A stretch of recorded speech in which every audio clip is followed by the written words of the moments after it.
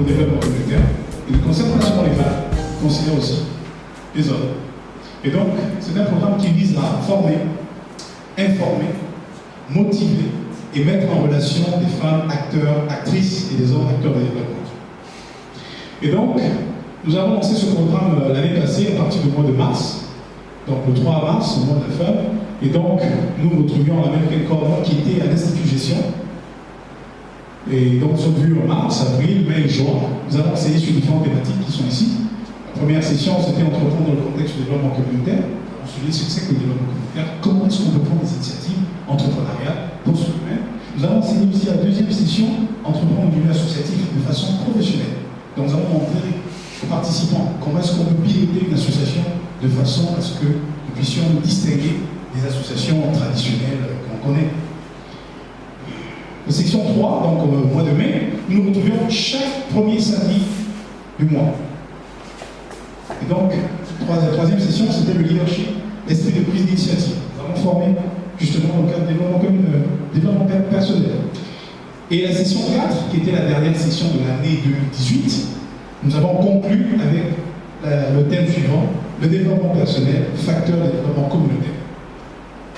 Et enfin, cette année, bien sûr, nous avons lancé encore ce programme de SFDC avec Mme Pépessier Oudouliéné qui formait sur le thème leadership conscient, leadership transformationnel. Et aujourd'hui, nous avons l'opportunité encore d'être édifiés par une personne, une formatrice, qui, par son expérience, va nous édifier sur un thème, d'ailleurs le thème pour lequel vous avez décidé d'être ici, mesdames et messieurs. Sur ce, nous avons commencé notre programme. Les gens me disent qu'il est l'heure de la formation. Sans plus tarder, je vais devoir inviter Madame Envir Guénaël, sous vos acclamations, s'il vous plaît, mesdames et messieurs, qui va nous édifier sur le thème de la formation. Un peu long, mais retenez Elvire Rebaza. Je suis psychologue du travail et des organisations. Je suis également gestionnaire de ressources humaines avec des années d'expérience. Et parallèlement, j'ai un DU en francophonie, nouvelle économie et développement durable. C'est ce qui m'emmène à parler aujourd'hui des questions de développement durable avec le thème entrepreneuriat durable, enjeux et perspectives pour la femme gabonaise. Je suis entre autres manager d'un cabinet conseil RH et accompagnement psychologique des travailleurs appelé GOPA Consulting et vice-présidente de l'association des entrepreneurs du Gabon appelée ABJA. Trop de choses, mais retenez simplement qu'aujourd'hui nous parlons d'entrepreneuriat durable et nous verrons ensemble quels sont les enjeux et les perspectives. Le plan de présentation que je vous soumets est celui-ci. Nous allons commencer par une introduction, bien entendu terminée par une conclusion. Mais avant, nous allons parler de la notion de développement durable, de l'entrepreneuriat durable, des 4 types d'entrepreneuriat que l'on peut retrouver dans la durabilité. Nous allons découvrir et exploiter la demande et finalement, nous allons parler de la transformation du marché et de la société. Donc, l'expression développement durable nous vient d'un sommet de la Terre qui s'est tenu en 1992. Et le rapport de ce sommet-là a fini par conclure qu'il est nécessaire que toutes les nations décident de préserver l'environnement parce que c'est un bien commun, c'est un bien qui a appartenu aux générations passées, c'est un bien qui appartient aux générations actuelles et c'est un bien que devraient appartenir les générations futures. Et pour cela, chacun a sa part de responsabilité dans la gestion et la préservation de ce bien pour qu'il soit légué à nos enfants, à nos petits-enfants, à nos arrière-petits-enfants, de fil en aiguille jusqu'à ce que l'on atteigne le meilleur, on va dire. Donc zéro pollution, je ne sais pas si c'est possible, zéro pollution, zéro dégradation de l'environnement, etc., etc.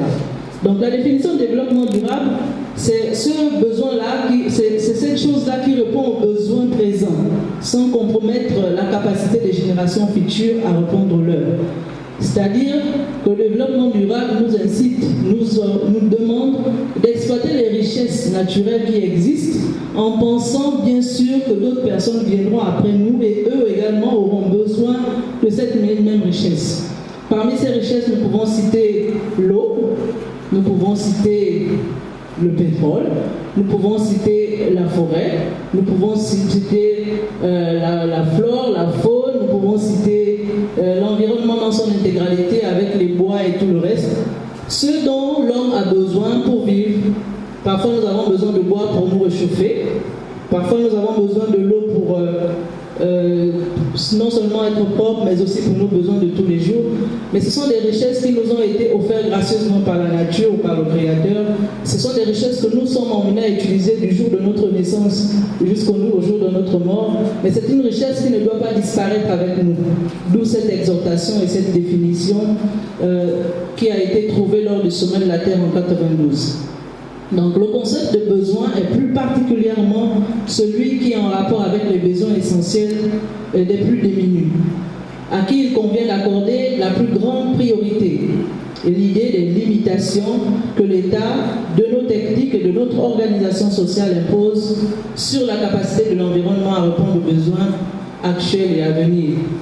En français, moins académique, une fois de plus, on nous parle ici d'une richesse naturelle qui nous a été léguée, qui devrait pouvoir nous servir à nous tous. Que nous soyons pauvres, que nous soyons riches, que nous soyons moins riches, ces richesses devraient tous nous appartenir d'une manière ou d'une autre. De la même manière qu'un riche a accès à la forêt, aux plantes, aux poissons, à de l'eau, à la terre, au gravier, tout ce qu'il veut, le pauvre devrait également pouvoir jouir de ces biens-là, parce que ce ne sont pas des biens qui ont été achetés par quelqu'un avec de l'argent auprès de la personne qui les a emmenés. C'est quelque chose qui nous a été offert gracieusement. Même le soleil, c'est un bien précieux. C'est un bien qui nous permet non seulement de sécher les vêtements, de sécher nos aliments, mais c'est aussi un bien qui, aujourd'hui, a développé beaucoup de secteurs dans l'entrepreneuriat. On parle des nouvelles énergies renouvelables. C'est sur la base du soleil. Même la pluie, c'est un bien.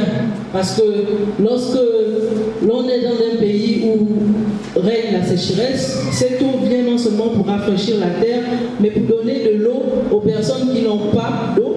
Il y a des pays dans le monde où il pleut une seule fois par an. Je vais prendre le cas de la Syrie.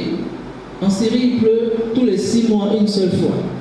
Imaginez, ceux-là, ils sont à la recherche de la pluie tous les jours, de l'eau tous les jours parce qu'ils en ont besoin pour pouvoir vivre au quotidien et faire autre chose. Nous, au Gabon, il pleut quasiment, on va dire quoi, 9 mois sur 12, sinon plus. Mais ça nous dérange, on se plaint et puis on n'arrive pas à faire grand-chose avec cela. Mais chez les autres, même au désert, l'eau est une denrée très très très importante au point où le peu qu'ils ont réussi à en faire une richesse qui crée de l'emploi. L'eau en Libye, pour ne citer, en Syrie, pour ne citer que cet exemple, c'est une eau, c'est la même eau qui est utilisée pour tout. C'est-à-dire que quand vous allez prendre la douche, l'eau là n'est pas perdue, elle est récupérée, elle est retravaillée, réinjectée dans les robinets pour que vous ayez de l'eau pour vous laver les mains, pour que vous ayez de l'eau pour vous laver les cheveux, pour laver votre linge, ainsi de suite. On reprend encore cette même eau qu'elle a mousse, on la traite à nouveau. Rien n'est perdu parce que la pluie est une denrée très rare et puis les mers et les rivières, ce n'est pas courant dans leur zone. C'est vraiment une zone désertique. Et ils ont eu la réflexion, l'intelligence de pouvoir décider de pouvoir transformer cette richesse de sorte que tout le monde ait accès par le moyen du traitement, par le moyen de la purification et de la pureté. C'est en fait la chose qui prend en compte les aspects autant économiques, autant sociaux qu'écologiques, et où on peut retrouver les notions de vivabilité, de viabilité et de durabilité. Ces notions sont les notions clés, ensuite l'équitabilité, ce sont les notions clés du développement durable. Que l'on parle de développement durable, lorsqu'il s'agit de l'économie, lorsqu'il s'agit du plan social ou du plan écologique, il faut que ces 4 dimensions soient présentes. La notion de vivabilité. Il faut que les êtres, qu'ils soient humains ou végétaux, vivent. Ensuite, il faut que les actions qui sont initiées soient des actions qui prennent forme et qui ont un impact dans la société et dans la vie de tous les êtres humains. Que ces actions durent dans le temps, que ce ne soient pas des actions fictives et ponctuelles. Et finalement, qu'elles soient équitables, qu'elles ne soient pas mises en place pour brimer ou mettre en marge ou banaliser les personnes vivant autour de nous. Vous avez sur les côtés quelques appréciations pour les 3 grands domaines que constitue le développement durable. Lorsqu'on parle d'écologie, tout de suite, voyez la nature, voyez la forêt, voyez tout ce qui comporte.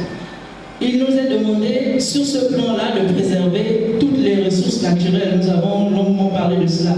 De ne pas gaspiller les ressources naturelles parce qu'elles ne nous appartiennent pas. Nous n'avons pas un titre foncier qui fait du pétrole, de l'or, de l'aluminium, du manganèse, de l'eau et tout ce que vous voulez, un titre privé ou quelque chose de privatisé propre à un individu. Il nous est demandé de gérer de manière rationnelle et d'éviter le gaspillage pour que ce bien-là nous serve à nous et qu'il serve à nos enfants, ensuite à nos petits-enfants, jusqu'à toutes les générations qui viendront après nous. Donc cela doit pouvoir nous satisfaire nous, mais aussi satisfaire toutes les autres personnes autour de nous et ceux qui viendront après nous. Sur le plan économique, il est question, bien sûr, d'exploiter la nature, d'exploiter les richesses qui sont mises à notre disposition, mais que cette production, dans son accroissement ou dans son agrandissement, ne soit pas un impact pour la vie et la santé des êtres humains, mais qu'au contraire, soit des exploitations qui produisent de l'argent et qui mettent tout le monde à l'abri du besoin. C'est pourquoi l'aspect économique est ici évoqué. Économie pour que ces biens naturels créent de la richesse et que cette richesse mette tout le monde à l'abri du besoin. Le social, bien entendu, nous vivons dans une société. Dans cette société, nous avons des classes moyennes, classes supérieures, classes inférieures, etc. Chacun dans son quotidien, avec le chemin qu'il a décidé de suivre, soit il travaille pour quelqu'un, soit il travaille pour lui-même, il produit de la richesse pour lui-même ou pour les autres. Et cette richesse doit pouvoir être distribuée pour le bien de la famille, pour le bien de la société, pour le bien de tout le monde. Il est question ici d'assurer une meilleure répartition aussi des ressources sociales qui sont le fruit de la croissance économique des hommes et des territoires. Donc nous retenons que pour le développement durable, il fallait que je parle de cela pour que nous comprenions ce qui vient par la suite. Il y a des notions qui sont importantes et incontournables. Ces notions, vous les avez en dessous. Lorsqu'on vous parlera du développement durable, il s'agira de biodiversité, de changement climatique, de gestion des ressources, de la gestion des risques, du développement viable, du développement équitable et du développement vivable. Et ces grands domaines d'activité peuvent constituer le point de départ d'une action, d'une activité génératrice de revenus et même d'une entreprise pour chacune des personnes qui se sont intéressées par ces pans en rapport avec l'économie, la société et l'environnement. Donc cette action de décider de travailler pour soi-même, pour non seulement créer un emploi pour nous, mais aussi pour les autres, pour non seulement créer de la richesse pour nous et notre famille, mais créer de la richesse pour la société et l'humanité entière. Donc, il ne suffit pas de viser la durabilité, donc d'être inscrit dans le temps pour être considéré comme un entrepreneur durable.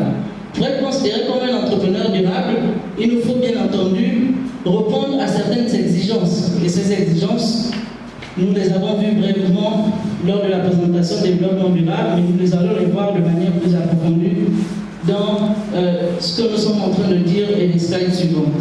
Donc la pensée entrepreneuriale prend sa source dans l'individu qui combine non seulement les valeurs environnementales, c'est quelqu'un qui est respectueux de l'environnement, de la nature, de tout ce qui est créé, qu'il a trouvé sans payer quoi que ce soit, mais c'est celui-là qui est aussi soucieux de l'environnement social, donc le monde dans lequel il vit, avec ses pesanteurs, avec ses agissements au quotidien, avec ses hauts et ses bas. Mais en plus, c'est quelqu'un qui a une attitude énergétique. Donc c'est quelqu'un qui est disposé, qui est dynamique et qui sait qu'en conciliant ses aspects sociaux et ses aspects environnementaux, il peut arriver qu'il crée de la richesse. Donc il crée de l'emploi et il crée de l'emploi pour lui et pour les autres. L'entrepreneur durable, c'est une personne qui a une personnalité pour son entreprise. Il ne crée pas pour le plaisir de créer. Il crée parce que ce qu'il crée doit avoir un impact qui en même temps respecte l'environnement, en même temps respecte la société, en même temps devrait pouvoir produire de l'argent. Et cet argent ne devrait pas être l'argent qui ne tourne que dans son giron, mais l'argent qui tourne pour l'économie du pays et l'économie de toute la communauté. Donc, l'entrepreneur durable place bien sûr le progrès dans ses agissements. Nous avons pris la pensée de deux auteurs, Stéphane et Marcus, qui, eux, ont décidé de tracer le portrait robot. Vous avez déjà entendu cette expression dans les films policiers. On parle de portrait robot, ils ont décidé, quelqu'un qu'on aurait vu dérober quelque chose pour le rattraper. Donc ici, c'est dans un autre contexte que ce mot est utilisé. Le portrait robot ici de l'entreprise durable, disent-ils, devrait pouvoir insister sur la conviction passionnée, la sensibilité au marché et la performance incontestable. Je vais être un entrepreneur, oui. Quel type d'entrepreneuriat je veux faire? L'entrepreneuriat durable. Mais qu'est-ce qui montre que je suis un entrepreneur durable? C'est parce que j'ai une conviction passionnée, c'est parce que j'ai une sensibilité au marché. 3, c'est parce que j'ai une performance incontestable. Tout le monde sait, je n'ai pas besoin de dire aux gens que je suis performant. Lorsque je pose mes actes et que mon entreprise se déploie au quotidien, il y a un impact et la performance m'est reconnue sans beaucoup d'efforts. Donc on identifie ces entrepreneurs-là ou ces entreprises durables-là sur la base de 4 critères principaux. L'objectif d'affaires. Leur objectif d'affaires est souvent spécifique et bien créé. Le rapport à la performance financière, la place accordée à l'innovation et le marché visible. Donc, cela est retracé dans le cadran à côté. Les objectifs des entrepreneurs durables sont clairement identifiés. Il s'agit en fait des personnes que l'on appelle par la suite des écopreneurs parce qu'ils entreprennent dans le domaine écologique, dans le domaine de l'environnement. Ils deviennent pas des éco-citoyens, nous avons entendu parler de ça, ce sont des personnes qui œuvrent pour le bien-être de la société, mais des éco-preneurs. C'est peut-être des terminologies nouvelles, mais c'est pour nous montrer comment est-ce que dans nos actions entrepreneuriales, lorsque l'on a une dimension environnement, on devrait pouvoir s'appeler ou quelles sont les terminologies qui sont utilisées. Quant à l'entrepreneur durable, il joue sur tous les tableaux. Je vous ai montré la différence. Lorsqu'on ne veut que de l'argent, on est seulement ici, la partie grise. Lorsqu'on ne veut faire que du social, on n'a que la partie blanche. Lorsqu'on ne veut faire que l'environnement, on a la partie verte. Et lorsqu'on veut devenir un entrepreneur durable, on concilie en même temps la partie grise, la partie verte et la partie blanche pour donner une coloration dont je n'ai pas le nom, mais qui fait de nous un entrepreneur durable au centre de chacune de ces actions.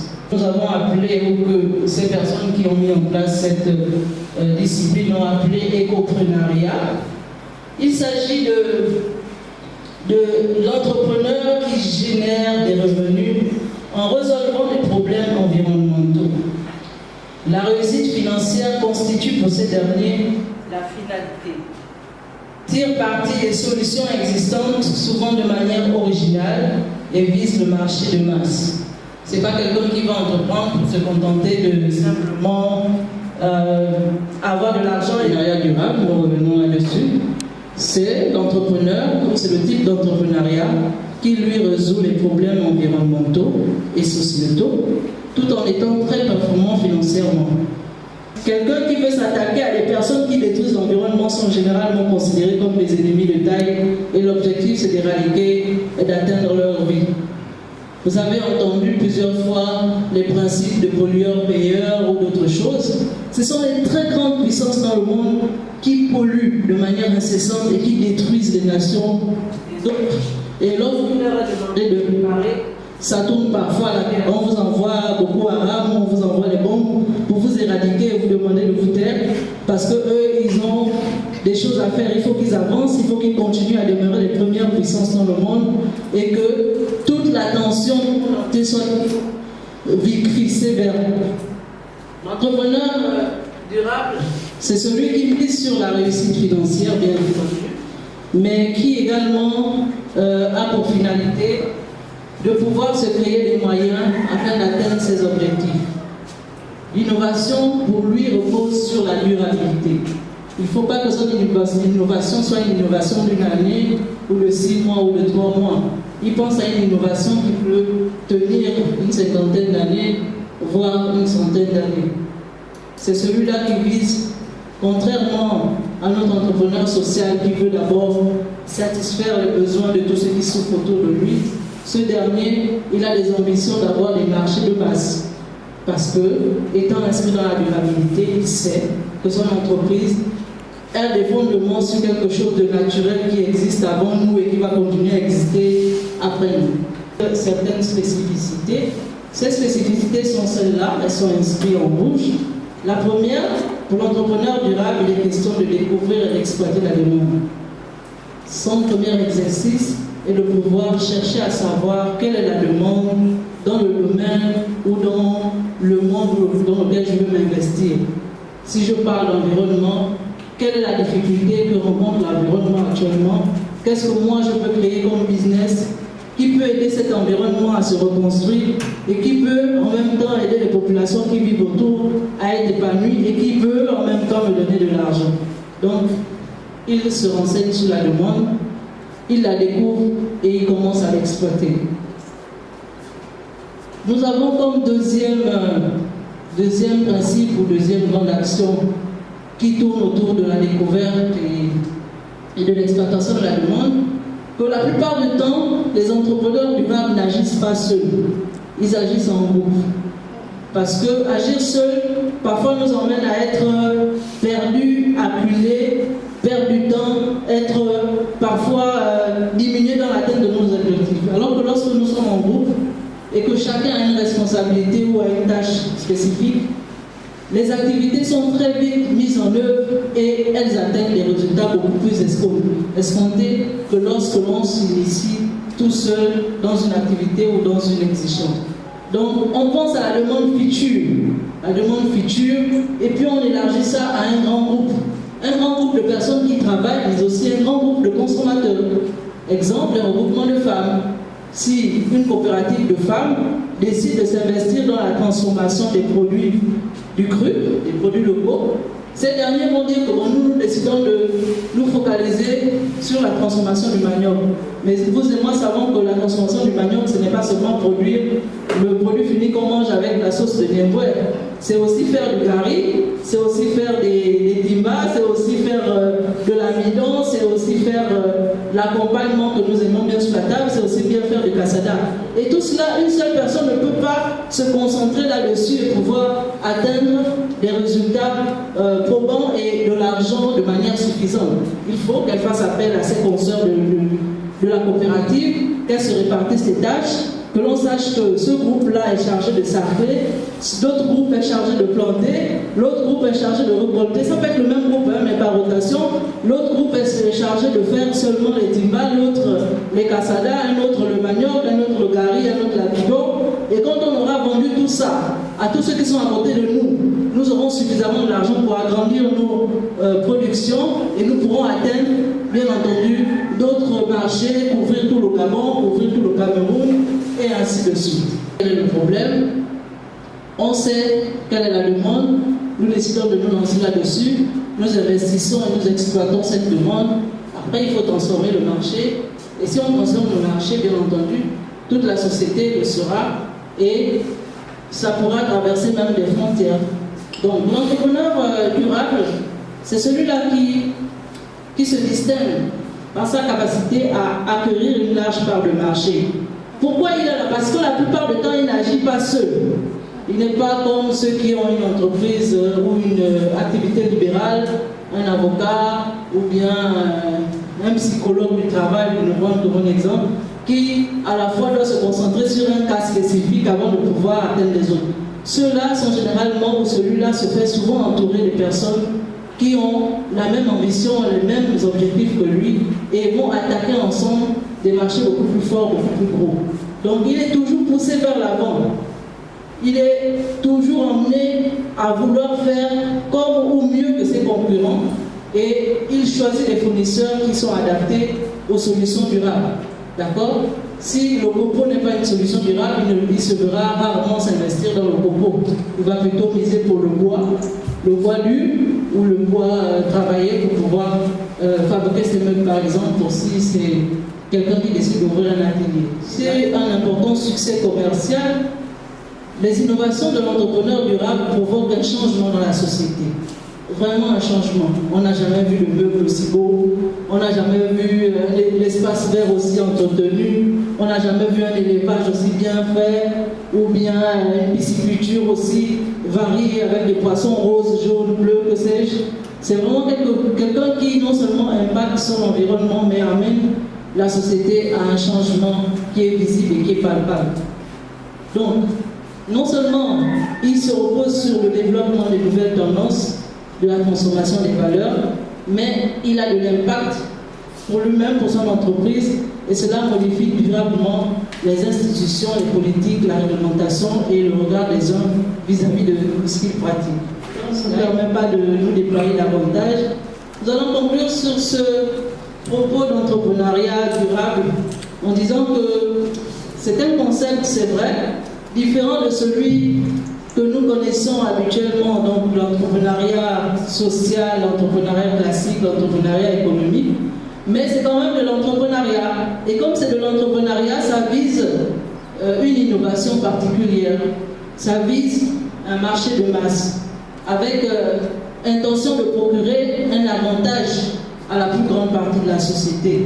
Nous avons dit précédemment, rappelez-vous, que l'entrepreneur durable, ce qui fait la différence entre l'entrepreneur durable et les autres entrepreneurs, c'est que lui, il prend en compte les trois dimensions.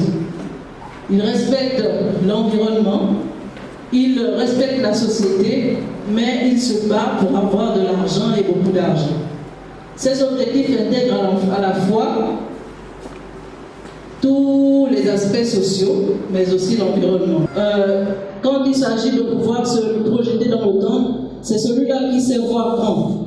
Il sait remodeler le marché, la société, et il sait jouer avec la réglementation qui est en vigueur pour tirer profit de son côté.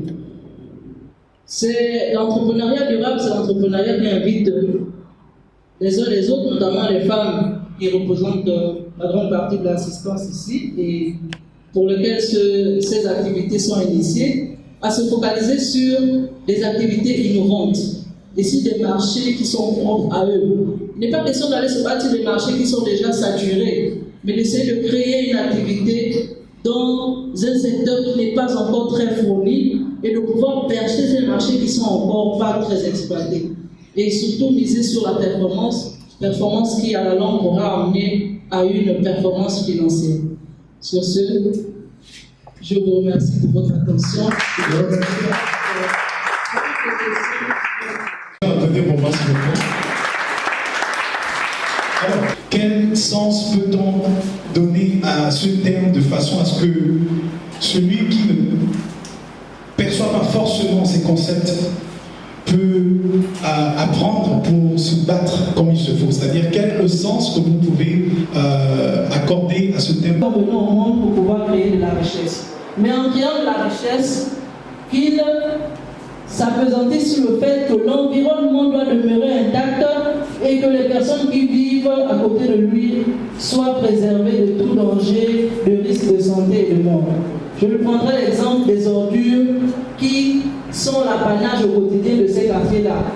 Les ordures, il y en a tous les jours des tonnes et des tonnes. Malgré le fait qu'il y ait des sociétés de traitement et de valorisation des déchets, ce problème depuis plus de 50 ans n'a pas trouvé une solution définitive. Au contraire, l'observation est que de jour en jour, la pollution est de plus en plus grande. Ce n'est plus la pollution visuelle, donc le fait de voir des ordures sur la chaussée. C'est désormais une pollution qui est aussi olfative, qui est aussi visuelle, et qui nous rend malades. Qui nous rend malades tous les jours. Il suffit de vous toucher sans le vouloir, même avec une chaussure, de marcher sur cette eau qui dégouline de ces ordures, tout de suite on tombe malade. Il suffit que les chats, les rats, les cafards aillent s'alimenter dans ces poubelles et reviennent trouver refuge dans nos maisons, que toute la maison commence à être malade. Donc il est question pour ces personnes-là qui voudront solutionner ce problème de déchets permanents dans les entreprises, de trouver une solution durable, pas une solution qui ne va tenir qu'une année, une solution qui va tenir 50 ans, 100 ans, en utilisant bien sûr des produits, des machines et des moyens qui ne vont pas affecter les populations autour d'elles. C'est-à-dire que quand ils viendront enlever les ordures, et lorsqu'il posera ses bacs, que les produits qu'il utilise pour tuer les asticots, pour tuer les mouches, pour tuer les rats, les cafards et tuer tout ce qu'il y a là, ne tue pas également les personnes qui vivent à côté de lui. Voici avec cet exemple ce que je peux dire pour pouvoir faire comprendre la notion d'entrepreneuriat durable dans nos quartiers et dans nos maisons. Merci. Florentine, je suis présidente de l'association Cœur. Alors, moi, je veux faire de l'entrepreneuriat. Je n'ai rien sur moi. Je n'ai que ma bonne volonté. Vous avez donné l'exemple, vraiment concret. C'est des cas réels que nous vivons, des ordures ménagères. Moi, j'ai la bonne volonté. Comment dois-je faire? Comment dois-je faire? Je suis telle que je suis. Après avoir utilisé pour transporter nos besoins des poubelles, pourquoi je vais commencer par ça? Je vais prendre ces sachets-là, je ne vais pas les mettre en route pour qu'ils se remplissent seuls. Le temps de sachets que je pourrais collecter, je vais donner à tous mes voisins un sachet, en leur disant qu'au lieu de balancer les ordures par terre, commencez à les mettre dans ces sachets-là pour que quelqu'un puisse les prendre pour vous et les déposer au bac, ou que vos enfants puissent les prendre pour demander de vous déposer au bac. Cette action est appelée de la pré-collecte. La pré-collecte a déjà été plusieurs fois essayée chez nous. Vous avez peut-être dans vos quartiers des jeunes qui décident de venir collecter des ordures dans vos maisons moyennant 2 000, 3 000, 4 000, voire 5 000 chaque fin du mois. Mais ce sont des actions qui sont ponctuelles parce qu'après, on ne va pas au-delà de ça. Quand on a déposé au bac à ordures et qu'Alverda ne vient pas récupérer, ça va augmenter et ça va créer la pollution. Donc celui qui décide d'être un entrepreneur pour gérer les ordures avec rien, doit pouvoir utiliser les moyens de bord. Ça peut être un carton, ça peut être un sachet qu'il donnera, qu'il mettra là-bas à disposition de sa maison, parce que nous-mêmes aussi nous sommes à l'origine de ces choses-là, pour pouvoir collecter ces ordures. Deuxièmement, lorsqu'il s'agira de, c'est la pré-collecte, lorsqu'il s'agira de pré-collecter dans la maison, ne surtout pas envoyer les enfants. Parce que les enfants, ça n'a pas forcément la taille qu'il faut pour mettre dans le bac. Les enfants, c'est ceux-là qui sont discrets et jouent à tout bout de champ. Entre la maison et le bac, la boîte peut être déjà tombée, les aliments peuvent déjà se retrouver par terre. Donc avec rien, si je mets les ordures dans le carton et que je les fasse acheminer correctement dans le bac, je permets à ma société de ne pas courir le risque de marcher sur un tesson, sur une boîte, souillée, etc., etc. Toujours avec rien, je peux décider de crier à la mairie qui est garant de cette activité-là pour que lui me fournisse ne serait-ce que des sachets poubelles ou ne serait-ce que mettre le bac à disposition de quartier pour pouvoir sainement collecter nos ordures de les mêmes. De fil en aiguille, des personnes pour qui seront touchées par cette action peuvent se mettre à notre suite et nous aider. Nous aider comment? En peut-être nous octroyant des sachets poubelles pour pouvoir nous aider dans notre action, peut-être nous donner de l'argent pour toutes les fois où nous aurons fait le service de leur donner un sachet de venir collecter ces ordures-là. Et c'est comme ça que peut naître une entreprise. Une entreprise peut naître par le fait de vouloir précollecter lui-même les ordures jusqu'au bac à ordures. Mais comme ça ne suffit pas et ce n'est pas définitif, il va falloir qu'il réfléchisse davantage qui ou comment est-ce qu'il peut être aidé par quelqu'un pour pouvoir acheminer les ordures qui sont du bac à ordures pour Sauveur. Mais Sauveur n'est pas aussi la solution finale parce que là-bas, il n'y a plus de place, il paraît, et puis ça prend feu maintenant. Même sens là sur par rapport à comment faire pour avoir de l'argent. Comme elle disait, on peut avoir de la bonne volonté. On veut bien, mais on n'a pas d'argent. Comment faire en fait pour avoir de l'argent pour commencer quelque chose? Est-ce qu'il y a des organisations? Est-ce qu'il y a des préfinancements? Est-ce que vous pouvez nous orienter? Ceux qui sont autour de moi vont dire: ah mais vous prenez seulement pour les autres, vous ne prenez pas prendre pour moi, pourquoi? Ah mais je prends pour les autres parce que eux, les autres me donnent 10 000 à la fin du mois ou 5 000 à la fin du mois. Si je dois faire comme ça chez vous, il faut que vous signiez aussi un contrat. On commence à formaliser les choses. Signez aussi un petit contrat qui dit que vous vous engagez à me donner 10 000 chaque fin du mois lorsque je vous débarrasserai tous les 2 jours, les 3 jours de votre poubelle jusqu'à la veille d'ordure. Voilà la naissance d'une entreprise dans l'informel qui, de fil en aiguille, va augmenter les activités et les personnes qui travaillent et peut devenir quelque chose qui nous rapporte de l'argent.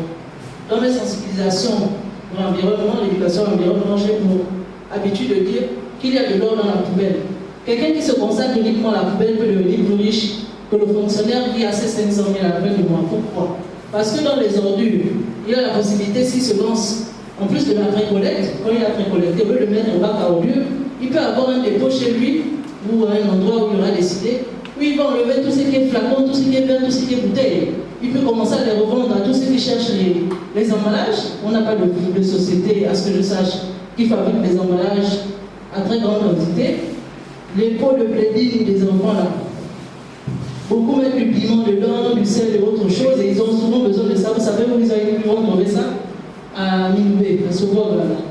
Ils vont là-bas pour les chercher eux-mêmes ou pour les racheter auprès des personnes qui sont installées là et qui ont pour boulot de les trier tous les jours. Donc si je commence à revendre les plastiques aux femmes qui font le bissap, le lait caillé, qui font le piment, vous comprenez que je n'ai plus l'activité de pré-collecte, j'ai une deuxième activité qui s'est ajoutée, celle de recyclage, et j'ai une troisième qui s'est ajoutée, celle de la vente de tous les objets ou les produits qu'on veut recycler. Et me voilà en train d'avoir beaucoup plus d'argent, moi qui n'ai commencé qu'avec les sachets que j'avais pris gracieusement à Mbolo ou à Sekalo. Donc je ne sais pas si j'ai répondu à votre question, mais on peut, en réfléchissant, si on veut être dans l'action bénévole, volontariat, ou on veut simplement se limiter à l'entrepreneuriat social, on peut décider de nous adresser aux bonnes personnes pour pouvoir avoir le soutien et l'aide qu'il faut pour développer notre action et continuer à impacter ceux qui sont vulnérables autour de nous. Si on décide de faire de l'entrepreneuriat économique, donc avoir de l'argent, il faut plutôt mûrir la réflexion dans un autre sens. Est-ce que j'ai besoin d'aller demander pour que les gens m'assistent et puis ça s'arrête là? Ou bien je devrais creuser moi-même davantage pour pouvoir trouver le moyen de faire en sorte que ce que je pose comme acte au quotidien me génère 100 francs, 200 et de fil en aiguille, je peux avoir 200 000 par semaine, 300 000 par mois, et ainsi de suite, et me voilà riche parce que je ne dépends de personne. Mes activités sont planifiées par moi-même, les personnes qui viennent m'aider sont prises en charge par moi, et quand je deviens plus grand, la société est formelle, avec ses grandes entreprises, avec ses grands employés, qui chacun a une assurance santé parce qu'ils vont quand même manipuler les déchets et qui peuvent, bien entendu, être valorisés comme tous les autres travailleurs dans le monde. Merci. L'argent dans votre affaire, pour vous aider à la développer, c'est qu'il a en retour l'espoir qu'il va pouvoir jouir lui aussi des revenus de ce que vous allez percevoir. Raison pour laquelle nous conseillons généralement aux gens qui veulent entreprendre de suffisamment prendre le temps de mettre de côté avant de pouvoir se lancer. Lorsque j'ai créé mon cabinet en 2015, mon cabinet conseil, j'ai la grâce d'être fonctionnaire depuis avant, donc j'avais pu chaque fin de mois mettre peut-être 50 000 de côté pour me permettre d'acheter le minimum pour qu'un cabinet fonctionne. Le minimum, c'est quoi? Un ordinateur, une imprimante, un bureau, une chaise. Je n'ai pas besoin d'avoir un peu plus grand. Et puis un petit espace où j'ai commencé à faire mes consultations psychologiques, j'ai commencé à faire mes formations. Et vous avez vu, si ça grandit, on peut se permettre de prendre une salle maintenant de formation et de plus aller louer, ainsi de suite. Tout est question d'organisation et aussi s'entourer de conseils. Merci, Jean. Merci, madame, pour la question. Il faut dire que nous, dans l'entrepreneuriat, c'est un concept qui peut sembler un peu trop intellectuel pour beaucoup de personnes. Mais si on ramène ça à une dimension vraiment terre à terre, comme on dit, de façon assez familière, c'est tout simplement le fait de se battre. Le fait d'exploiter son talent, simplement. Vous avez parlé tout à l'heure de moyens. Mais il existe plusieurs moyens. Les moyens financiers ne constituent qu'un type de moyen. Le premier moyen, c'est d'abord notre ressource. Une fois de plus, nous allons insister là-dessus. Entreprendre, c'est la conséquence d'un processus. Apprendre, comprendre, entreprendre. Et même lorsque vous avez déjà une activité, vous allez toujours être dans ce processus. Comment est-ce que je dois faire pour me développer? Comment est-ce que je dois faire pour développer une activité? Je dois toujours apprendre. Aller sur Internet, aller me renseigner avec des personnes qui ont déjà une activité, essayer de prendre des conseils, ainsi de suite. Une fois qu'on a compris cela, on se met à appliquer. Une fois qu'on a appliqué, on a des erreurs, on va encore apprendre. Une fois qu'on a compris cela, on a compris, on va appliquer. Et c'est comme ça qu'on arrive finalement à atteindre nos objectifs. Donc, entreprendre, ce n'est rien de compliqué. On ne doit pas toujours regarder aux moyens financiers parce qu'on a besoin d'oser. On dit souvent, ce n'est pas parce que les choses sont difficiles qu'on n'ose pas, mais c'est parce qu'on n'ose pas que les choses sont difficiles en fait. Donc il suffit seulement un peu de folie. Ah, tout le monde ici a un peu de folie, n'est-ce pas? Ah, qui a un rêve? Chacun a un rêve fou, non? Bon, si chacun de nous se met à dire, voici mon rêve fou, vous allez vous rendre compte que votre rêve n'est pas aussi fou que ça. Parce qu'on a besoin de grands objectifs. Et les moyens financiers ne constituent que la dernière ressource. Parce que Mme Elvire a un centre de formation qui s'appelle le FAC, Futur Agro Challenge. Mme Elvire était la coordinatrice de ce programme qui nous a assisté. Nous avons participé à un programme, je vous assure, nous avions une plantation remplie d'herbes au PK 19. En face de nous, nous avions des personnes qui avaient des hectares et des hectares de produits qui étaient déjà visibles, tangibles. Et nous venions présenter, mon équipe et moi, là dans la coopérative que nous avions, présenter un projet à caractère agro-touristique. Donc il y a de l'agriculture et il y a du tourisme. On se dit, tiens, comment est-ce qu'on va vendre quelque chose qui n'existe même pas encore, alors que les autres, ils auraient quelque chose qui existe? On fait comment? À partir de cet instant, on se dit, tiens, autrefois nous avions une expérience dans le tourisme. Est-ce qu'on peut prendre ces images de tourisme? On a une plantation, c'est vrai, on avait déjà fait une certaine... on avait déjà cultivé, on a pris des anciennes images et on essaie de monter quelque chose pour donner aux autres l'impression, enfin du moins une vision de ce qu'on veut faire. Donc on a vendu notre rêve aux investisseurs devant nous. Nous étions 11 à participer à ce programme et je vous assure, nous étions le 3e candidat retenu. Enfin, nous avions été le 3e candidat de ce programme-là. Et il fallait, je crois, c'était une personne qui devait représenter le Gabon en Grèce, c'est ça, si je me souviens. À Athènes, en Grèce. Mais nous étions fort surpris de savoir que nous avions pu convaincre. Comprenez ce que je veux dire? Donc, il y avait beaucoup de personnes en face de nous, mais on a pu vendre notre rêve. On a su valoriser l'objet de notre investissement. Certes, il n'y avait pas encore de millions, mais on a pu vendre au moins ce rêve. Et c'est un très grand point de départ. Donc, ça veut dire qu'au départ, vous devez déjà valoriser ce que vous vouliez, ce que vous faites, avant que les gens autour de vous ne valorisent ce que vous faites. Il faut un investissement. Entreprendre, c'est un processus. J'apprends, je comprends, j'entreprends. Même si j'entreprends déjà, je dois encore apprendre, je comprends, j'entreprends. Est-ce qu'on peut dire ça ensemble? J'apprends, je comprends, j'entreprends. Une fois de plus, j'apprends, je comprends, j'entreprends. Est-ce qu'on peut applaudir pour tout le monde, s'il vous plaît? J'ai suivi avec grand intérêt votre exposé. Et pour apporter une dimension encore plus concrète, je souhaite savoir, est-ce que vous pouvez nous communiquer des exemples d'entrepreneurs durables au Gabon, voire encore mieux, des exemples de réussite dans le domaine? Merci. De se lancer dans l'agroalimentaire. L'agroalimentaire qui constitue, bien entendu, le domaine de la transformation et autres. Vous connaissez, vous avez déjà mangé des chips gabonaises là qui s'appellent crack rock. Vous les avez déjà mangé? Oui. Voilà. Ces chips sont fabriqués par un Gabonais qui a décidé, lui, d'utiliser des produits locaux et même des emballages personnalisés pour pouvoir vendre au même titre que les chips classiques que vous voyez, que nous voyons, que nous consommons, que nous faisons consommer par les enfants. Lui, c'est un exemple de réussite pour ma part. Pourquoi? Parce qu'il est resté constant. Depuis 3-4 ans que cela a été mis en route. Au départ, il avait des simples sachets transparents d'emballage. Aujourd'hui, il a peut-être le meilleur design en termes d'emballage de chips. Ce sont des emballages pour ma part qui sont plus jolis que les chips Floridor et tout le reste.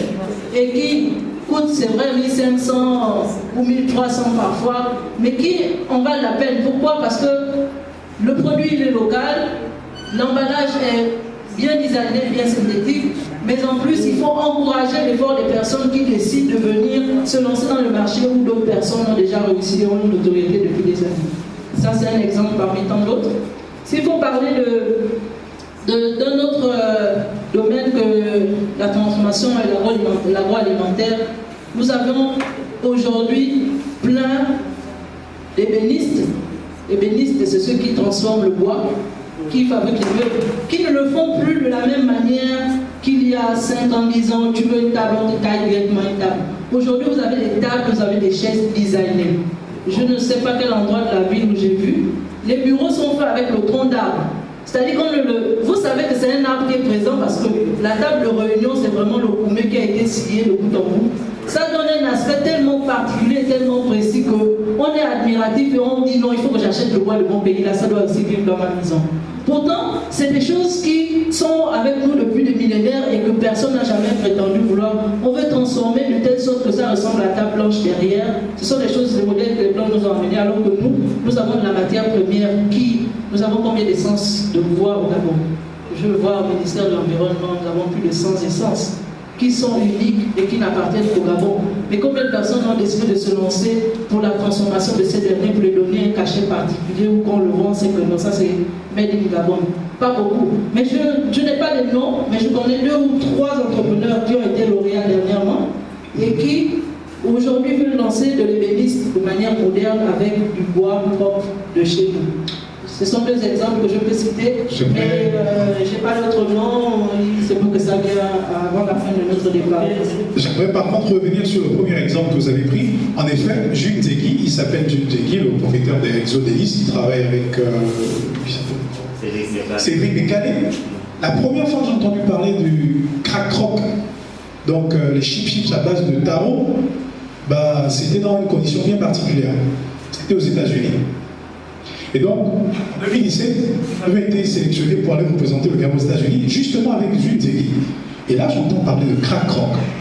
La première fois que j'ai vu l'emballage, c'était aux États-Unis lorsqu'il a présenté ça, et c'était extraordinaire de voir qu'un Gabonais arrive à faire de telles choses. Et quand vous écoutez comment est-ce qu'il a commencé, c'était dans des débuts assez précaires.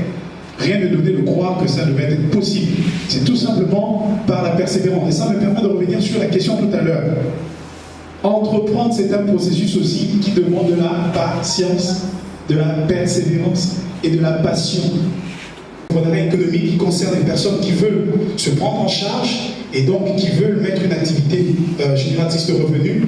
Il y a l'entrepreneuriat écologique qui concerne des personnes qui sont concernées par des problèmes environnementaux et donc qui prennent des initiatives à ce niveau, nous allons le voir tout à l'heure.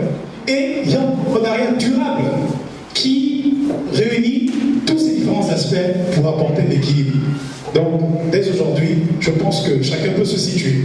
Y a-t-il des entrepreneurs sociaux ici dans la salle? Bon, des entrepreneurs économiques. Même s'il n'y a pas encore d'argent, n'hésite pas, ça va venir. Hein? Ça va venir, il faut continuer. Si tu crois, la preuve que tu crois, c'est que tu dois lever la main. Est-ce que tu es entrepreneur économique? Lève la main. D'accord, très bien. Est-ce qu'on peut applaudir pour les entrepreneurs économiques, s'il vous plaît? Alors, entrepreneurs sociaux, ceux qui veulent prendre des initiatives pour la société, les ONG, œuvrer pour les personnes pauvres et tout ça. Ah, il y avait des entrepreneurs économiques et sociaux. Ok, il a levé la main. Il y a pas des entrepreneurs sociaux là, non? Ok, on va applaudir aussi pour lui, s'il vous plaît, encourageons. Les écolos. Écopreneurs. Bon, je ne suis plus dans le domaine au passage. Il fallait actualiser. Écolos. Bon, ok. Les entrepreneurs du rap, il n'y en a pas? Les écopreneurs. Les écopreneurs, oui. Ok, d'accord, très bien. On peut dire pour vous, on va encourager comment? On est là pour encourager. C'est ça le SFDC, on motive, on encourage. On valorise tout. Il n'y a rien qui ne soit méprisable. Ne méprisons pas l'enseignement. Ça peut être rien au départ, mais attendez un peu. Avec SFDC, pour chaque session, nous travaillons avec différents acteurs de développement qui viennent partager leur expérience pour valoriser donc l'objet de leur passion. Et tout ceci, c'est pour encourager, susciter des vocations. À la GM Entrepreneur, chez nous disons, exprime ta passion et suscite des vocations. Voilà, exprime ta passion et suscite des vocations. Et donc, c'est dans ce sens que nous allons recevoir, je pense, une écopreneur. Finalement, ça rime avec le thème actuel, qui va nous partager son expérience et on va voir de façon concrète ce que c'est que l'entrepreneuriat dans le domaine de l'économie et de l'environnement. Sur ce, mesdames et messieurs, je vous invite à accueillir Madame Mara Priscilla qui fait son entrée et qui va nous partager son expérience.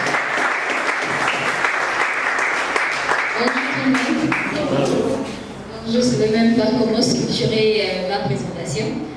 Donc, je suis Priscilla Mara, on n'a pas le co-porteur du projet Revadac.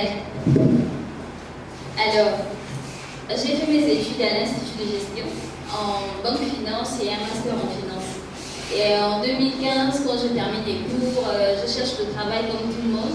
Et jusqu'aujourd'hui, je n'ai pas encore eu d'emploi, juste de stage en stage. Et à un moment donné, j'ai décidé de sortir un peu de ma coquille, très timide et réservée.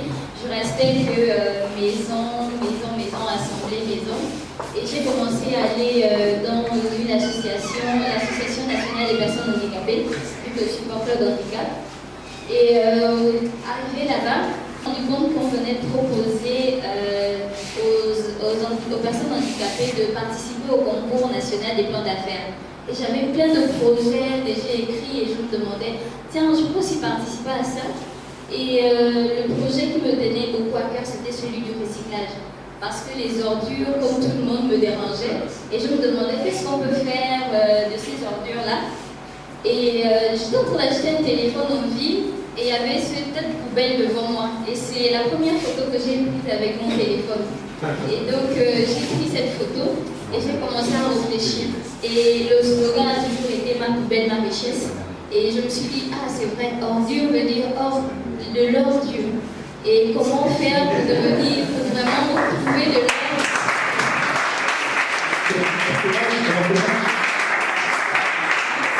Comment vraiment trouver de l'ordre dans cette poubelle-là. Et je me suis rendu compte qu'il y avait pratiquement la majorité des choses qui sont à l'intérieur d'une poubelle sont recyclables. Vous avez les déchets bio-organiques, vous avez les plastiques. Je remercie la dame d'avoir pratiquement présenté le sujet pour moi. Il y a de l'ordre dans la poubelle. Et donc c'est comme ça, j'ai participé au concours et je suis arrivée en finale, mais je n'ai pas été primée. J'ai été un peu déçue, mais je me suis dit, il ne faut pas abandonner. J'étais encouragée aussi et découragée aussi comme tout le monde. Et j'ai commencé à chercher. Les thèmes qui parlaient de financement, j'ai commencé à chercher.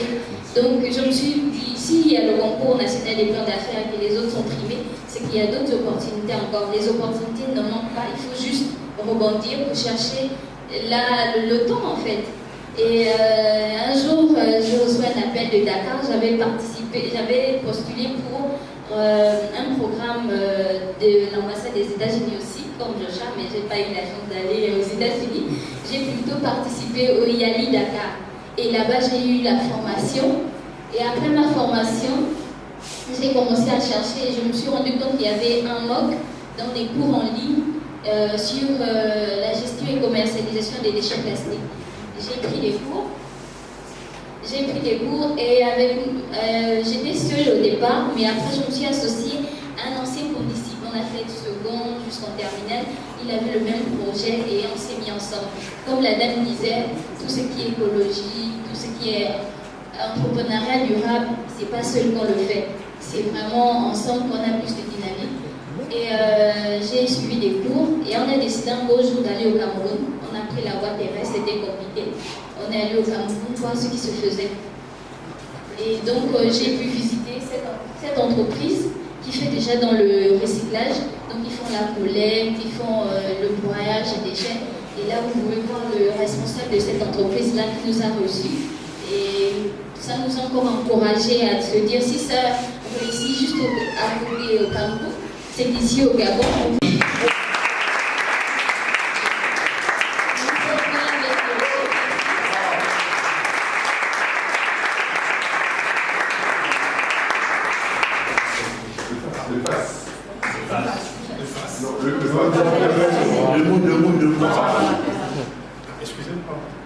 Il pèse, donc c'est pas de ce fait. Et donc avec mon associé, Paul Lavoula, on a commencé à produire un peu, mais vu qu'on doit aussi protéger l'environnement, on est dans un processus de recherche de mécanisation pour mieux protéger l'environnement. Et l'idée d'entrepreneur social, c'est parce qu'on se dit, la collecte, c'est vraiment vaste. Ça va permettre d'avoir des groupements de collecteurs qui viendront nous fournir les déchets plastiques. Ça créera vraiment de l'emploi et ça changera aussi notre façon de voir. Parce qu'aujourd'hui, j'ai des parents qui trient déjà. Ils trient et ils m'appellent, viens chercher le plastique. Et donc aussi au sein des entreprises, si on arrive à le faire, la personne va commencer à trier au sein de son entreprise et elle se dira pourquoi pas aussi à la maison. Et slide s'il vous plaît. Moi qui n'ai pas. Donc on voudrait aussi que Revadac ait le même objectif. Que plus on va avancer dans notre société, il faudrait aussi que les impacts de Revadac soient aussi pour la communauté, pour le service communautaire.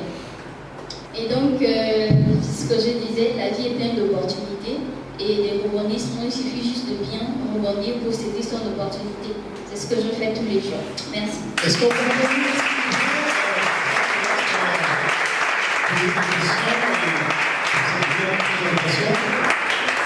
Alors, vous voyez que l'entrepreneuriat durable, c'est une réalité, n'est-ce pas? Ouais. Alors, sommes à la phase questions-réponses. S'il y a derrière, une question. Vous vous présentez.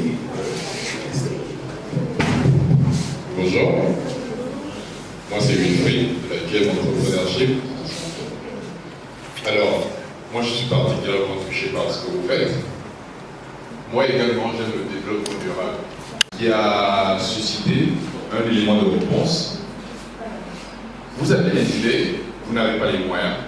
Je suis sûr que dans la salle, dans l'assemblée ici, vous pouvez trouver des personnes qui vont vous soutenir. 1. Par leur temps. 2. Par l'énergie. Et 3. Même par des moyens financiers. Ça c'est premièrement. Et secondo, il y a 5 ans quand j'avais eu l'idée, je m'étais dit, bon, les bouteilles que l'on voit plus dans les bassins versants, dans les caniveaux, dans les poubelles, ce sont des bouteilles d'eau Anza. Donc pourquoi ne pas aller à Sobolego ou les bouteilles de jus, aller à la Sobraga, demander un partenariat avec Sobraga ou avec Sobolego et ils vous accompagneront. Comme Madame Elvire nous l'a dit, bon, moi c'est l'idée que j'avais eue avant et quand Madame Elvire l'a dit, je me suis un peu retrouvé. Donc moi je n'ai juste pour le préciser, c'est possible. Si vous allez, il est possible que vous soyez accompagné. Comment vous encourager et vous féliciter pour ce que vous faites. Colorado pour t'encourager, c'est vraiment trop bien. Désolé, tu peux me rappeler, ça fait combien de temps que tu fais ça, ramasser les ordures et tout? Moins de 6 mois. Moins de 6 mois. Ça fait pas encore un an. Ok, je suis intéressée par ce que tu fais. Je fais un peu ça, mais pas plus poussé. J'aimerais savoir si lorsque les personnes te voient ramasser les ordures, ou même quand tu vas voir certains chefs d'entreprise, est-ce qu'il arrive que tu as été parvenu à toucher beaucoup de personnes, notamment les sensibiliser, suite au jet des ordures dans la rue? Est-ce que tu as déjà eu cette opportunité-là? Est-ce qu'il y en a qui sont beaucoup impactés? Merci. Alors, parfois, on ne nous demande pas à quoi ça sert. Ils vont tout simplement nous dire, après vous allez nous vendre du lait dedans, et ils commencent à nous crier dessus. Et parfois, une fois je connectais avec mes sœurs, et elles disaient qu'est-ce que des femmes font dans les poubelles, des trucs comme ça, ils ne savent pas que la poubelle c'est la richesse. Et donc, il y a des gens comme ça, et parfois d'autres qui s'approchent et nous demandent qu'est-ce que vous faites avec. Et qu'on explique, ils sont encouragés, ils disent continuez. Et on a commencé notre phase de prospection d'entreprise. Et il y a une entreprise qui, lorsqu'elle faisait ses campagnes de sport et tout avec ses employés, donnait des bouteilles à un petit qui allait revendre aux dames de lait caillé. Et il a décidé de rompre ce contrat pour signer avec nous, pour pouvoir nous donner ces bouteilles maintenant pour développer le business.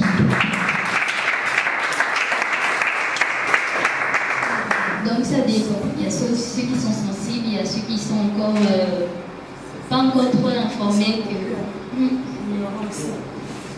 Est-ce que vous êtes bien outillé? Est-ce que vous protégez bien? Et est-ce que vous avez l'habitude d'aller, je ne sais pas, à l'hôpital de temps en temps pour faire des contrôles? Comment vous faites par rapport vous veillez à votre santé? D'accord. Pour l'instant, on n'a pas. C'est vrai, puisque ma mère me soutient beaucoup.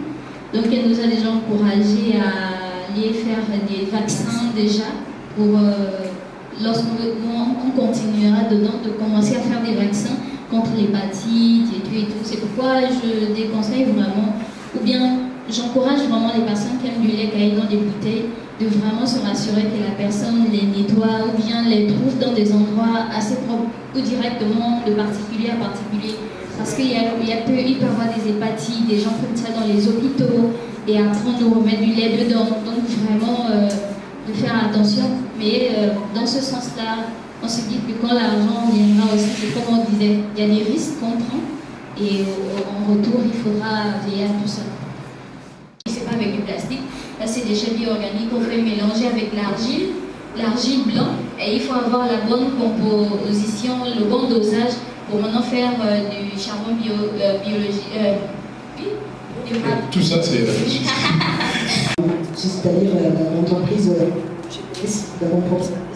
Oui, en fait, dans les déchets, on retrouve des trucs de santé, en fait, des trucs médicaux, les aiguilles, donc à partir de là, on aimerait comprendre vraiment quelles sont les méthodes, parce qu'une aiguille, Votre finalement, et le sous peut-être le VIH, une maladie tellement élevée, c'est pas ça. Je me sens en fait réellement. Financer. Donc on fait encore avec les moyens qu'on a.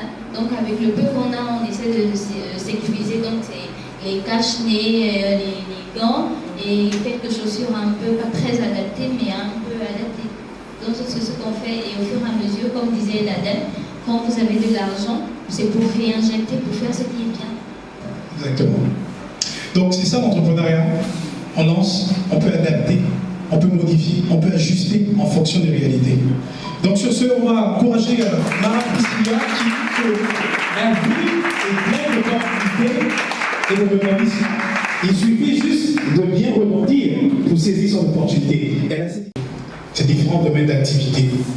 Il y a même un secteur qui est plus important qu'un autre, à moins qu'on soit dans le contexte politique pour accorder une priorité à un secteur, peut-être à cause des objectifs de la politique de développement en vigueur. Mais de façon générale, l'entrepreneuriat, c'est prendre des initiatives pour ton propre développement. Premièrement, mais quand tu vis en société, en quoi est-ce que ça peut aussi affecter positivement les autres? C'est la raison pour laquelle nous, ici, à travers de SMDC, nous encourageons toutes les femmes qui entreprennent, quel que soit le secteur d'activité. Aujourd'hui, nous avons beaucoup parlé d'entrepreneuriat écologique, finalement. Et là, nous allons recevoir une entrepreneur qui évolue dans un autre domaine.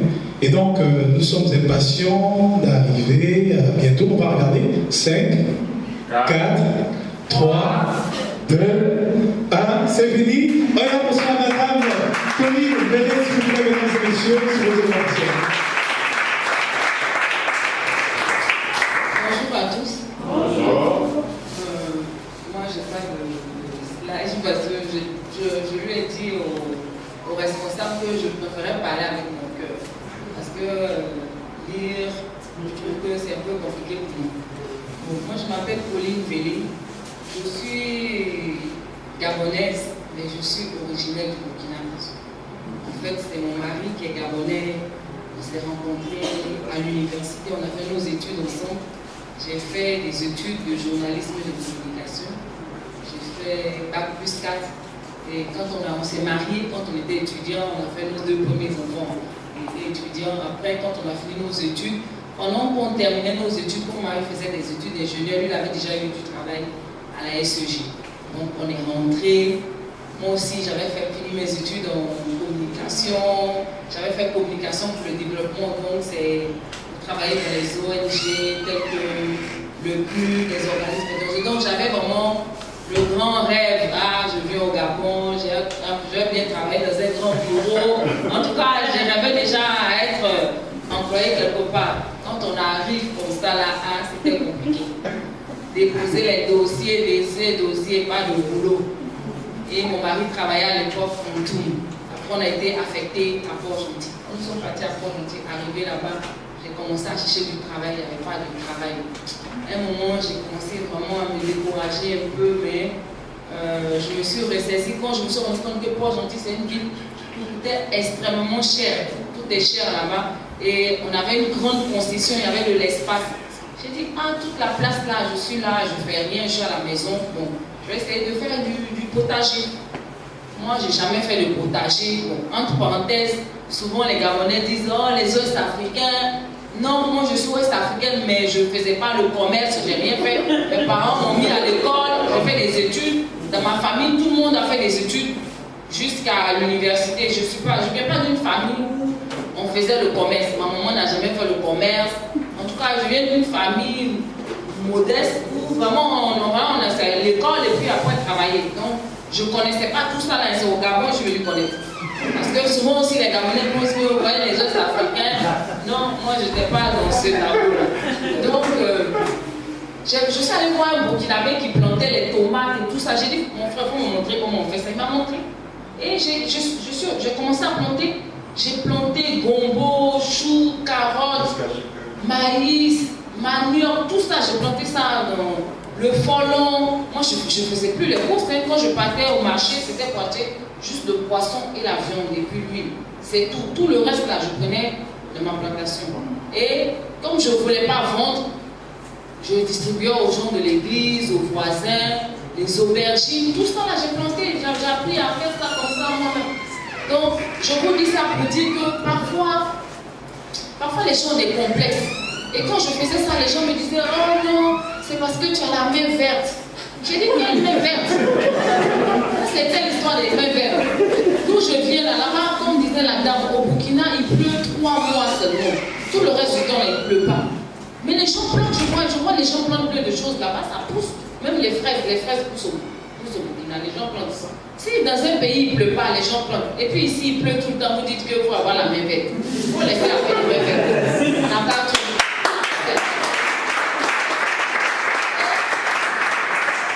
Pas de travail. Mais pendant que je faisais ma plantation, l'église où j'allais, il y avait une réunion où il fallait venir. Chacun doit venir avec la nourriture. On faisait ça une fois par mois pour les gens qui sont mariés. Et moi, comme je ne voulais pas trop préparer, je faisais des jus. Je faisais le jus d'oseille ou le jus de gingembre. Et chaque fois quand j'emmenais à la réunion, les gens disent, ah, mais c'est trop bon, toi tes jus, vraiment, comment tu fais ça? Bon, moi, je ne mettais pas les colorants. Je faisais bouillir avec la citronnelle ou la peau d'ananas. Donc, je ne mettais pas d'arôme artificiel. Et je faisais soit du yaourt ou du jus de gingembre ou le jus d'oseille. Et chaque fois, les gens, oh c'est bon, et maintenant ce sont les gens de la réunion qui me disent, mais pourquoi tu ne fais pas pour vendre? C'est comme ça que je commençais à faire. Je faisais l'oseille, gingembre et le yaourt et je vendais. Mais je vous dis que l'argent que j'ai gagné dedans, oh, je savais pas que c'était rentable comme ça. Et je vendais, je mettais l'argent de côté, je vendais. Et quand mon mari travaille à la SCG, donc je ne paye pas l'eau aussi. Donc, je vendais, non vraiment, j'ai eu l'argent avec l'affaire de bissap et puis gingembre là, j'ai vraiment eu beaucoup d'argent. Et à un moment, j'avais jusqu'à 400 000. Je dis, mais l'argent là, il faut que j'aille mettre ça à la banque. J'arrive à la banque ici. On me dit, oh, vous travaillez où? J'ai dit, je ne travaille pas. On me dit, oh, si tu ne travailles pas, on ne peut pas t'ouvrir un compte. J'ai dit, ah, c'est quoi ça là? Parce que je ne travaille pas, on ne peut pas garder mon argent. Le jour là, j'ai failli pleurer. La dame, quand je partais, madame me dit, madame, vous avez des enfants? Je dis, oui, j'ai 2 enfants. Elle me dit, mais il faut ouvrir le compte au nom d'un de vos enfants. Vous pouvez prendre, verser, vous allez être le mandataire. C'est comme ça que j'ai ouvert mon premier compte au nom de mon fils aîné, 400 000 francs, avec le jus, l'argent des jus de gingembre et tout. Parce que quand je faisais en bouteille, et après j'avais vu des boutiquiers dans le quartier, eux ils m'ont dit, je peux leur livrer, mais ça je faisais en sachet. Maintenant quand je les livre, lui il prend 20 francs sur chaque sachet. Et chaque semaine je vais faire le point avec. C'est comme ça que j'ai commencé à me lancer dans l'entrepreneuriat. Après nous sommes allés, c'est mon mari affecté un peu partout, nous sommes allés. Nous sommes revenus à Libreville. Après, nous sommes allés à Franceville. On a affecté mon mari à Franceville. Quand j'arrive à Franceville, la première chose qui me choque, c'est que je ne voyais pas de librairie. En fait, moi, j'aime beaucoup lire. C'était pour rejoindre ce que le monsieur a dit. Quand on entreprend aussi, madame aussi a dit ça, il faut faire quelque chose, le talent que Dieu t'a donné. Moi, j'aime beaucoup lire. Je ne peux pas rester comme ça une journée ou une semaine sans lire. D'abord, le matin, je dois d'abord lire la Bible. Après, dans la journée, je peux lire d'autres choses. Mais j'aime beaucoup lire. Donc, quand je suis arrivée à Franceville, je m'ennuyais beaucoup. J'ai dit, mais c'est quelle vie ça? Il n'y a rien à lire, tu es là.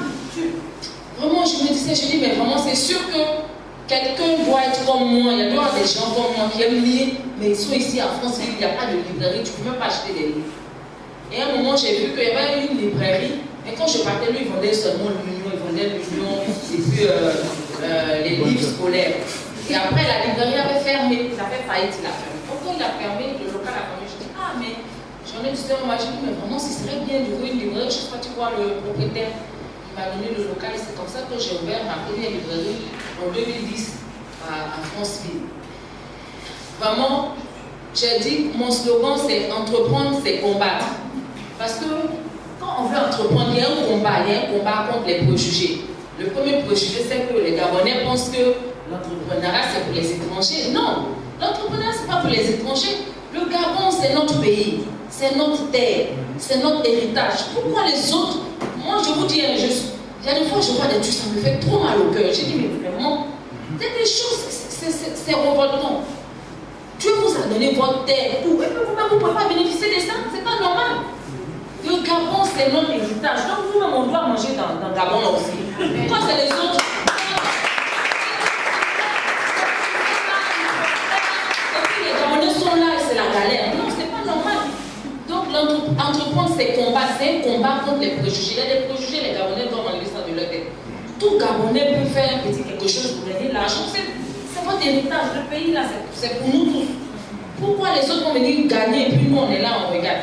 Donc il faut combattre contre les préjugés, il faut combattre aussi contre la pauvreté, parce que la pauvreté aussi c'est un état d'esprit. Parfois les gens se disent que non, je ne peux pas, non, tout ça là, c'est un combat contre ça. Il faut aussi combattre contre la paresse. Parce que quand tu entreprends là, il n'y a pas d'heure de travail, il n'y a pas jour férié, il n'y a pas, en tout cas, il n'y a pas. Tu dois travailler. Tu dois travailler tout le temps, tu dois te mettre au travail, moi actuellement je suis, malgré que ça fait 10 ans que j'ai créé ma première librairie, ça c'est ma deuxième librairie qui est au charbonnage, mais malgré ça je travaille toujours, je suis tout le temps là, je me forme, je continue de me former parce que c'est pas quelque chose que j'ai appris à l'école, donc tout le temps quand j'entends qu'il y a des formations sur l'entrepreneuriat, je me forme, parfois je fais des formations payantes. Entreprendre aussi, c'est un combat, ça c'est mon dernier point, c'est un combat contre la corruption. Parce que moi je suis chrétienne et je veux gagner de l'argent, mais il y a des choses que je ne peux pas aussi faire pour gagner de l'argent. Est-ce que votre époux vous a toujours encouragé? Parce que papa vous a toujours soutenu dans votre combat et tout ça, l'entrepreneuriat, c'est sa première. Et la deuxième question, c'est le diplôme de l'université, comment est-ce que vous l'avez utilisé après, vu que vous n'avez pas eu un emploi classique?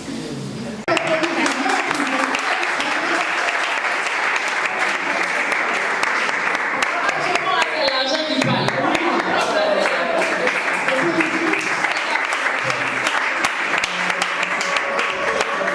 La fois où mon mari il est là, il s'est assis, il se dit, toi tu as l'argent. Lui, il a bac plus 5, il a fait ingénieur. Moi, j'ai fait bac plus 4. Mais moi, j'ai plus d'argent que lui. C'est vrai qu'on mélange l'argent pour lui, mais comment je fais les affaires? L'argent se multiplie. Mes études, ça me sert. Je vois que ça me sert aussi. Parfois, les gens me prennent au sérieux. Parce que parfois, on pense que les autres staffs n'ont pas fait l'école. Donc, quand je dis j'ai bac plus 4, on dit elle a fait l'école. Bon, ça me valorise. Ça me sert aussi quand je dois faire des dossiers, je dois faire des documents. Mes études me servent. Et grâce à mes études, je comprends facilement parce que j'ai quand même un niveau élevé. Donc, quand on explique des choses, je comprends facilement. Donc, je ne peux pas dire que bon, ça me sert pas, ça me sert. Mais bon, c'est pas le diplôme qui me fait gagner l'argent. C'est le fait que je me bats, je me lève, je cherche, j'ai des idées, j'entreprends. C'est ça qui me fait gagner l'argent. C'est pas mon bac plus 4. Maintenant, évidemment, bien évidemment, forcément, mon mari me soutient. Si mon mari ne me soutenait pas, je ne pense pas que j'aurais pu faire ça. Parce que dans le cadre de mon travail de cinéma, je voyage beaucoup. Donc, si mon mari n'était pas d'accord, chaque fois, je suis partie une semaine, je reviens, je suis partie 3 jours, je reviens. Là, j'étais au Burkina Faso pour un festival, j'étais au Togo tout récemment pour une réunion. Bon, si mon mari n'était pas d'accord, ça allait être compliqué. Donc, pour les femmes mariées aussi, tout ce que vous voulez faire, c'est bon que le mari soit d'accord. Quand le mari est d'accord, au contraire, c'est lui qui te pousse, c'est lui qui t'encourage, c'est important parce que c'est pas la compétition. Le mariage, c'est pas la compétition. Dieu a donné des dons à chacun, chacun aussi est dans son couloir.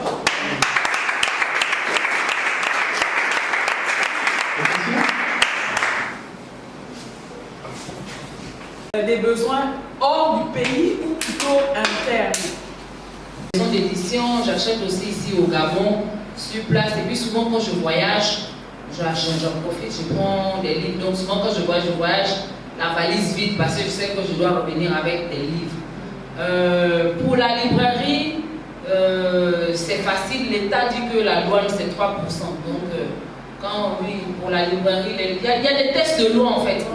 Donc quand vous connaissez, moi je n'ai pas de problème avec ça, j'arrive, je sais que je dois payer, quand ça vient par colis postaux, si les cartons, vous payez 7500 par carton, parce que ça vient dans les sacs, après vous payez 3% de douane, en tout cas c'est réglementé.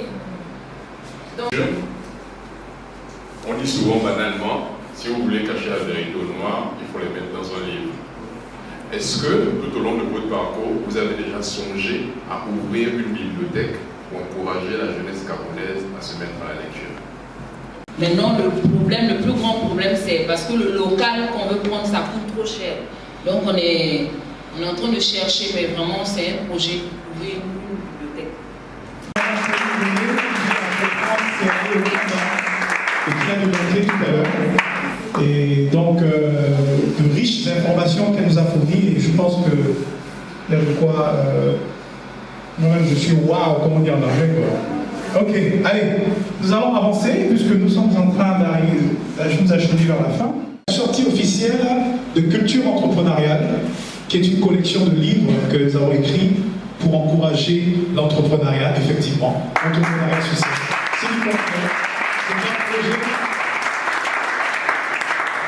C'est le fruit d'un projet qui a pris beaucoup d'années et nous avons travaillé avec différents acteurs de développement pour le cas du premier livre, avec Mme Bébessio Boulikede qui était là l'année passée, qui a écrit la préface, avec des acteurs, des entrepreneurs botswanais qui nous ont partagé leur expérience.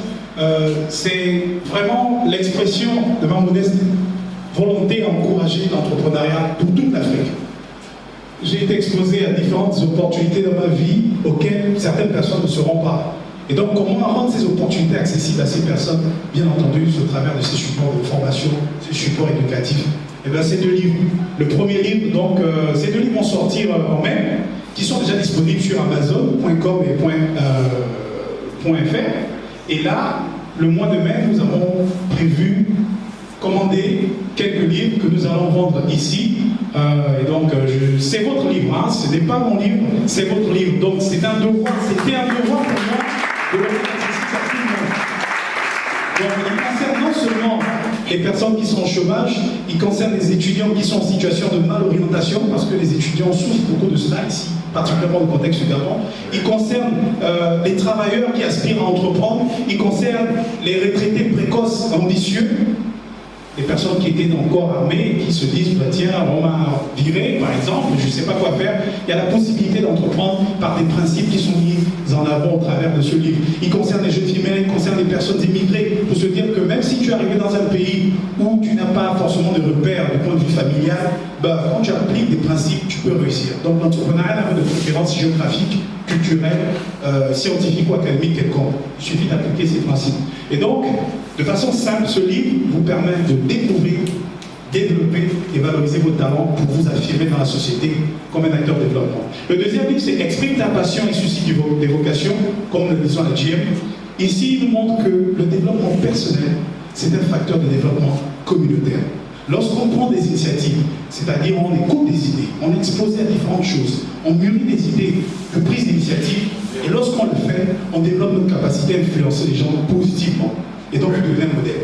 C'est une introduction au leadership.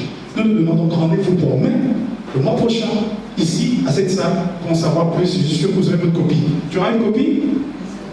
Est-ce que tu auras une copie? C'est votre livre, mesdames et messieurs. Donc, c'était la première annonce. Et que, en dehors de ce cadre qui est ici présenté, ici sur le SFDC l'année passée, d'accord, c'est une femme qui partageait son expérience là, comme vous l'avez vu. Et ici, ce sont les volontaires de la GM qui recevaient leur certificat de participation à ce programme. Et donc, tout ceci, c'est pour dire qu'en dehors de la formation, nous faisons aussi du social. Et donc, ce numéro Airtel Money, que vous voyez affiché ici, c'est tout simplement pour solliciter votre coopération, votre sens de développement communautaire. Ensemble, œuvrons pour le développement communautaire au Gabon. Donc, si jamais vous êtes sensible par ce que nous faisons, pour organiser ces événements, eh ben, vous pouvez nous soutenir à travers ce numéro. Airtel Money, qui est 04 39 09. 07. Ah, 07.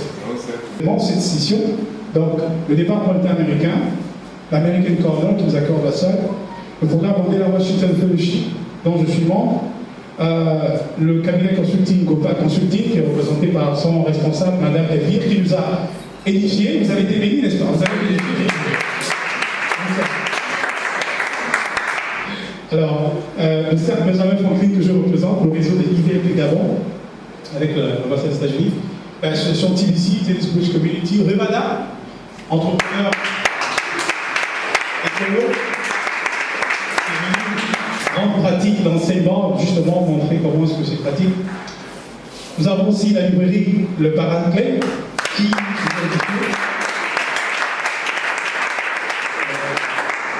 et GM Book, donc la plateforme de GM qui est spécialisée dans la promotion du livre, la culture de l'écriture, parce que lorsqu'on est entrepreneur, on est en quelque sorte une bibliothèque. On a de l'expérience avec nous, nous avons des idées, mais si seulement si on les met à la disposition des autres, on va arriver à impacter durablement la société. C'est vrai, on dit l'homme noir n'aime pas lire, c'est vrai. Quand tu apportes un support quelconque à un Africain, il va d'abord regarder l'image. C'est normal, il ne peut pas, c'est légitime. Le blanc aussi va regarder l'image, mais une différence après. Est-ce qu'après l'image tu lis, ou bien tu t'arrêtes juste sur la première phrase et puis bon, tu as jugé déjà tout le document, non, en fait, il n'y a pas la peine de le voir. La culture de la lecture, c'est aussi ce dont il s'agit au travers de ces livres que nous avons présentés. C'est important de lire. Plus tu lis, plus tu as des idées. Et plus tu as des idées, mieux tu peux développer ta capacité de prendre des initiatives. Et donc, rendez-vous en main pour en savoir plus. Est-ce que tu peux dire à ton voisin, sois là en main? Voilà, amen. On va venir récupérer nos livres. On va venir récupérer nos livres. Dis, c'est mon livre. C'est mon livre. C'est mon livre. Et donc sur ce, mesdames et messieurs, le SMTC de cette session est fini. Nous sommes déjà au samedi mai pour notre prochain rendez-vous. Et donc sur ce, que Dieu Tout-Puissant vous bénisse. Ne partez pas, nous sommes là pour faire des photos qui nous servent donc pour les rapports.